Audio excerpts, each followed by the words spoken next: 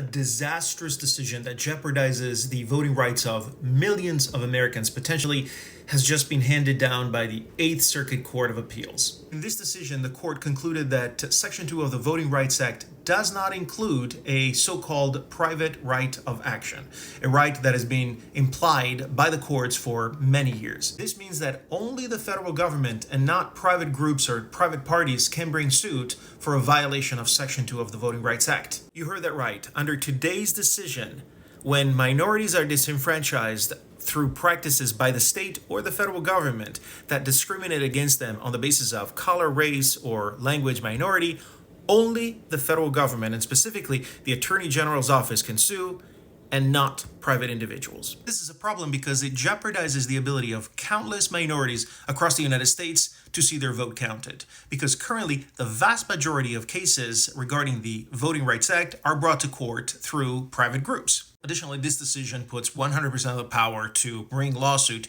in the hands of the Attorney General, and we know that the Attorney General's office has discretion on whether to bring any suit to light or not. This decision is not only obviously very dangerous, but also very startling because it's a clear departure from established jurisprudence, from the way courts have traditionally decided in these matters. And here is the other problem. Because the circuit is split between this decision and decisions in other circuits that have recognized a private right of action, this ruling will certainly be headed for the U.S. Supreme Court. And if you think a decision in this case is clear, think again. Because in 2021, a Supreme Court ruling included a concurring opinion by Justice Gorsuch that said that with that decision, the court wasn't at that time making any implied guarantees that a right of private action actually existed. That means that at least a portion of this bench is open to hearing argument to decide whether the right of private action in those instances actually exists or should be called non-existent. In the meantime, this decision will stand in the Eighth Circuit,